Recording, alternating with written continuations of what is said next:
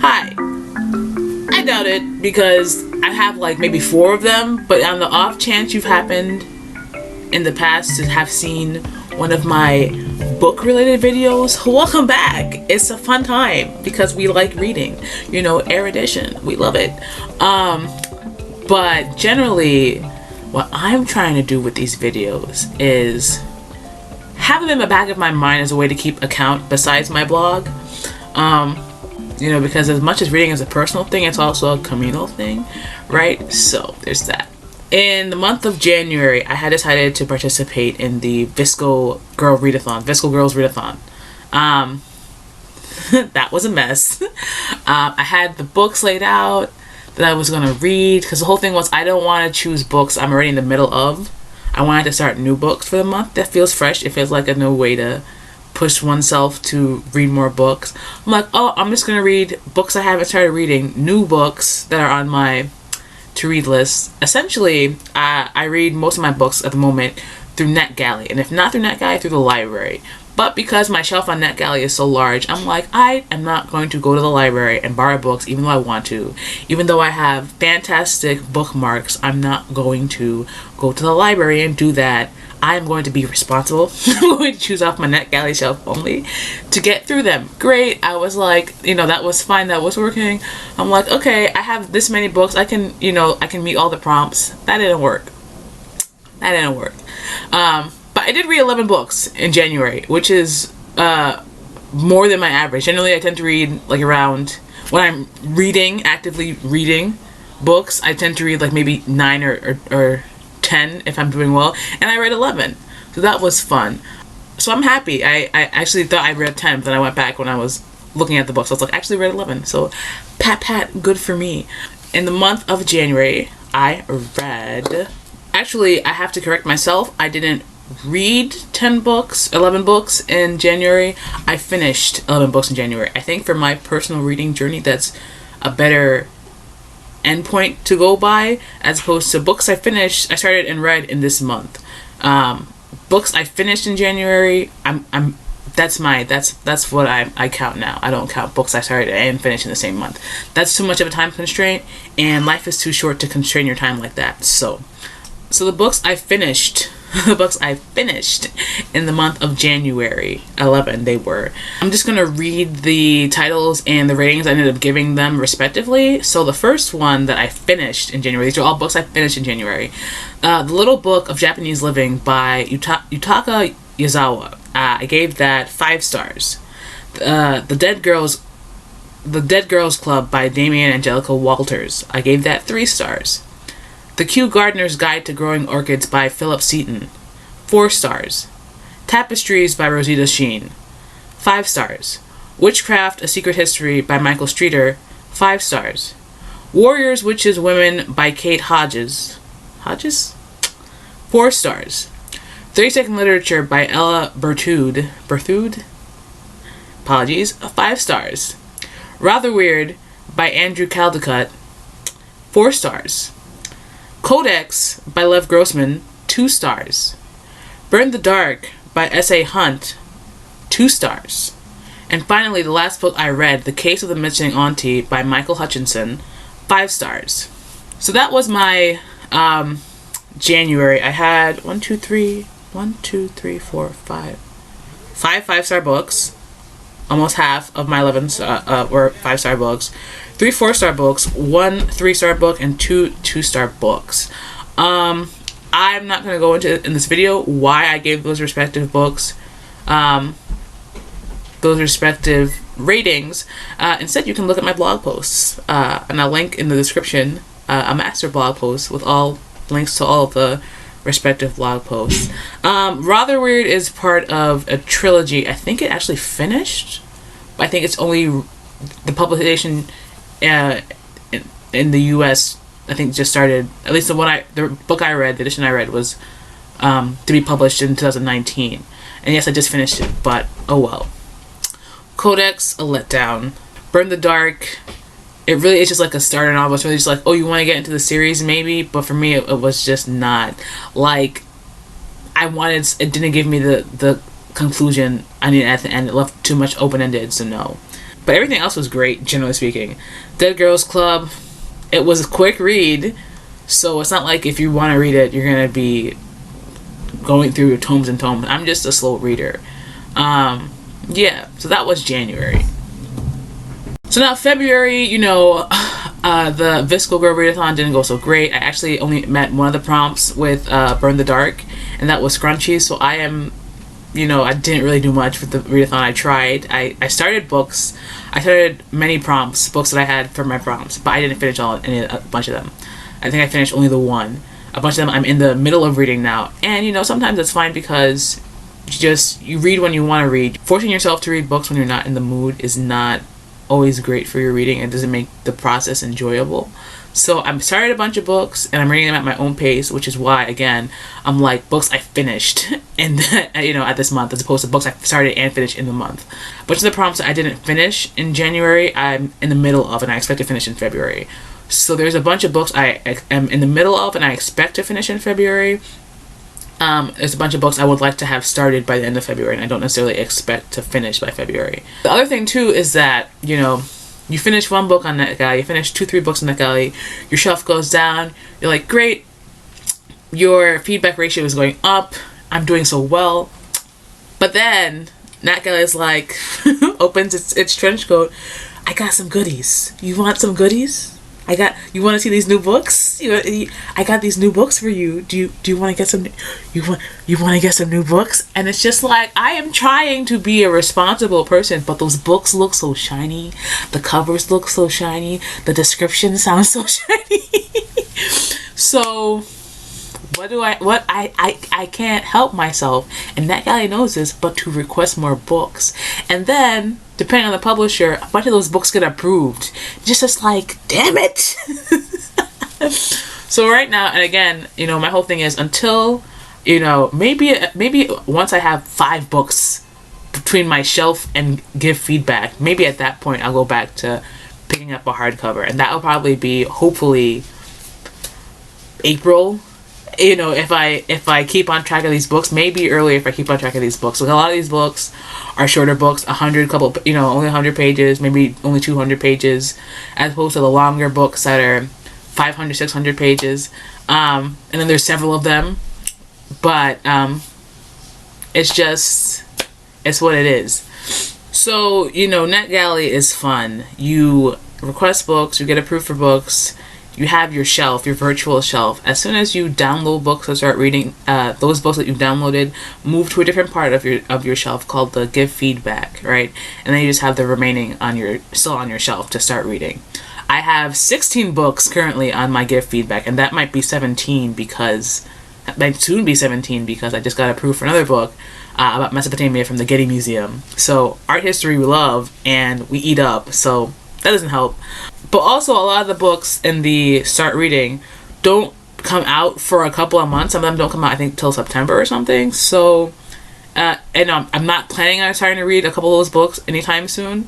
I just generally try and keep on track of the archive dates, because you're given a book on NetGalley and it goes into an archive. After a certain point, you can't borrow it anymore. If you haven't downloaded it for a certain amount, after a certain date, you can't download it again, you can't read it again. But a lot of books, generally, a lot of times the archive date is not set.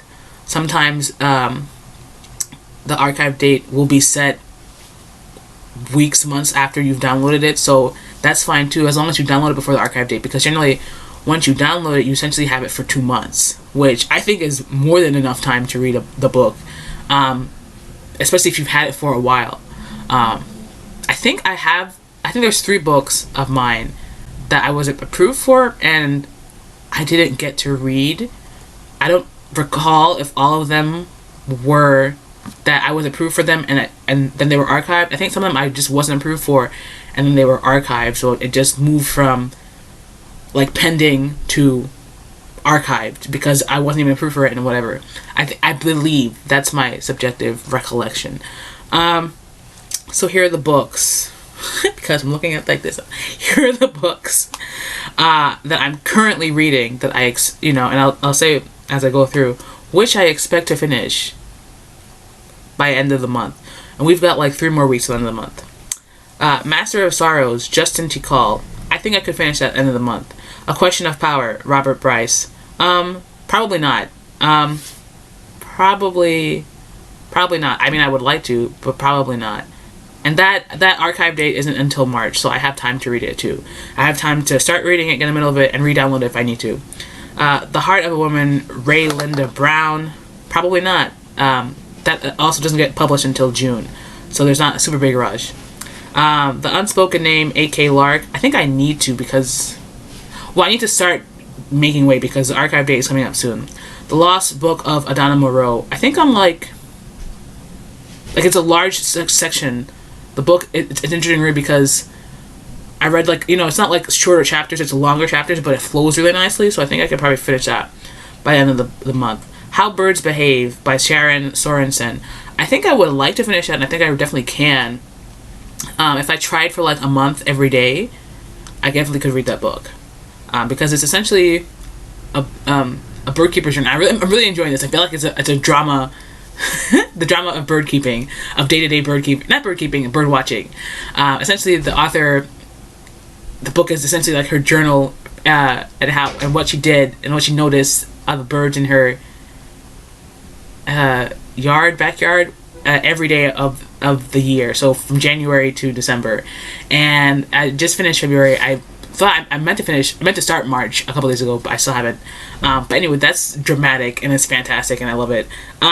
So I mean to finish that by the end of the month. The Big Book of Cidermaking by Christopher Shockley and Kirsten K. Shockley. Oh, sorry, Shockey. Christopher Shockey and Kirsten K. Shockey. I think I could finish that. I'm not necessarily super into it, but again, that's another book that doesn't come out until June of this year, so no big rush either. Never Forget, Martin Michaud. It's the English translation, I guess, of the third book in the Victor Lassaud series. It's a Quebec thriller, so it's Canadian setting.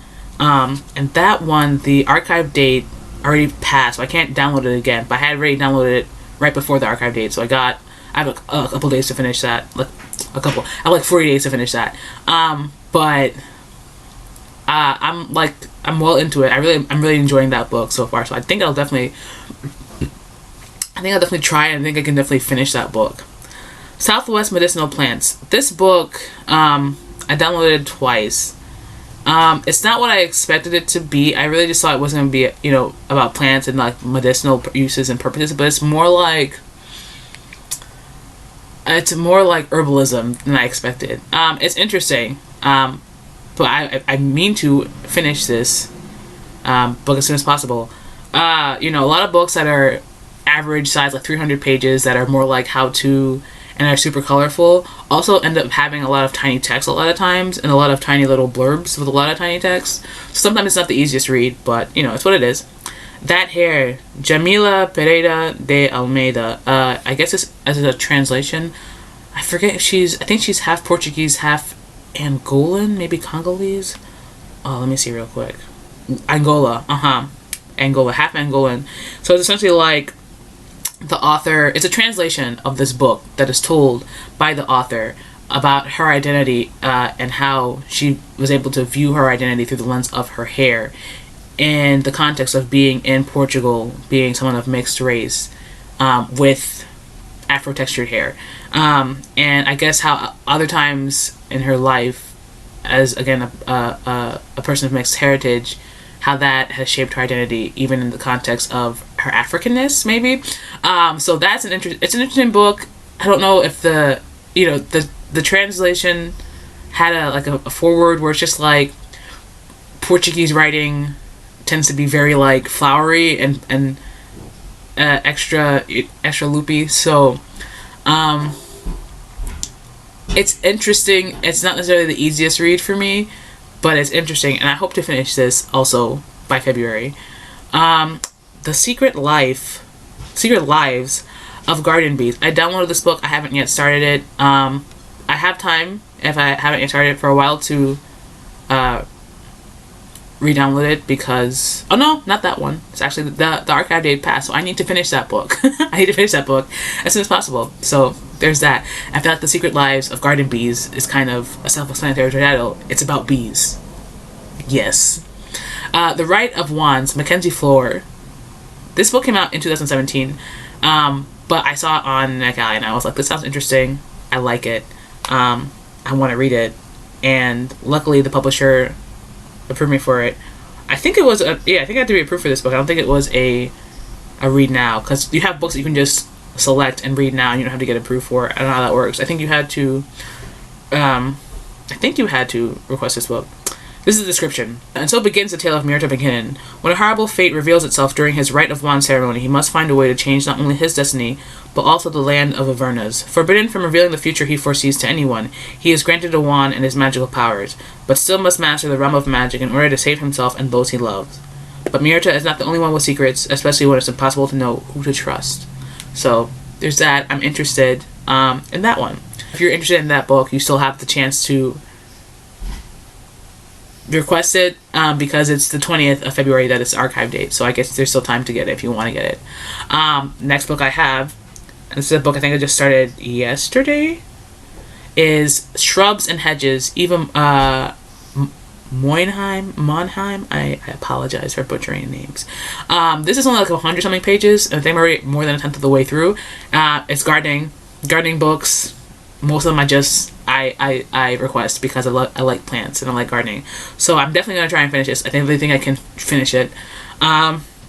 Followers by Megan Angelo.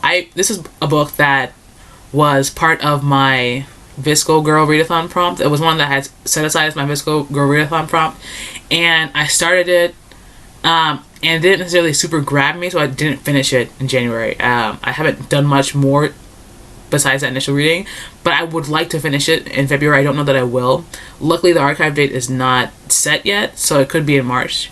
But we'll see. I would like to finish it, but I don't know that I will, because again, I started that in January. And it's not that long of a book, and I could have finished it by now, but it wasn't interesting to me. It's not that it wasn't interesting to me, it didn't grab me, the story yet. Maybe I have to read a little bit deeper to be like, oh my gosh, page turner. So there's that. Ocean Anatomy by Julia Rothman. This book is great. I'm learning so much about the ocean and the creatures that live in it, and it's kind of weird. But also, like, I read the author's introduction, and I'm not gonna lie, I cried. It was touching. The author talks about how she wasn't gonna write any more books, but then children wrote to her talking about how they were so inspired by her books and how they loved them, and one of them asked her, are you gonna write a book about the ocean? And voila. So I was like, this is touching, this is great. And then the information presented is I feel like I'm learning so much about the ocean, and it's becoming even more terrifying than it was in my mind. So that's great. So yeah, I would definitely love to finish this book in February, but it doesn't come out until April, and the archive date isn't until May. So I have time, but I'm definitely hoping and planning to finish this book in February. And finally, Gardening Your Front Yard, Tara Nolan. The archive date is in like a week, but the book doesn't come out until March. I haven't started reading this book.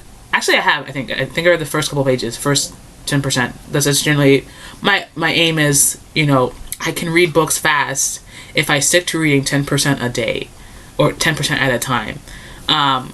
But some books I read 10%. I'm just like, I have other books that I want to read better. But this year it's a leap year, so it's 29 days. So that's 23 days. So that's 3 weeks.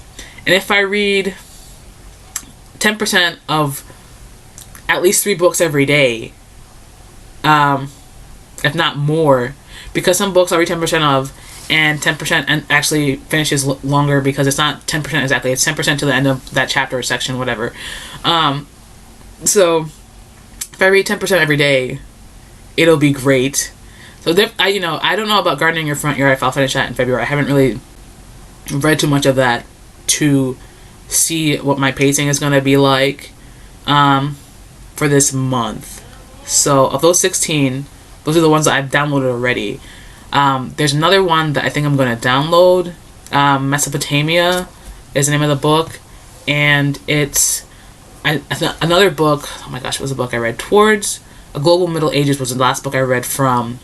That was, I guess, produced through the Getty Museum. This is Mesopotamia, edited by Ariane, Thomas, and Timothy Potts. It doesn't come out until April of this year. But I don't know if I'm going to download that and start reading it in February. We'll have to see. And then I think I've also already read like 4 books in February. I've already finished 4 books in February. I finished 3 graphic novels. Well, 2 graphic novels, 1 manga volume, and like a children's nonfiction, a book about ASL for kids. So, I've already read 4. I would like to read the majority of my shelf by the end of this month. I think I can, because a lot of them I'm already in, and I can just finish real fast. Not real fast, but I can definitely finish by the end of the month. So hopefully I do away with a large swath of that by the end of February. But then, you know, unsurprisingly, I still have, at the moment, 15. If I move that one Mesopotamia book over, it's 14. That's NetGalley for you. If you're also on NetGalley, let me know. If you're on Goodreads, let me know. We can become friends. I don't know how the friend things work. Sometimes I just follow people. I'm like, what's the difference between following someone and becoming their friend? Because I don't mind commenting on somebody's stuff and just talking to them like whatever, like, you know, as if we're Jimmy pals. So I don't know what the difference is between being a friend and following someone on Goodreads so far. And but you know, it's what it is. So those are my goals. That's my outlook for February 2020. And you know, if you're also on either of those platforms, let me know. We could be friends. We could follow each other. It's cool.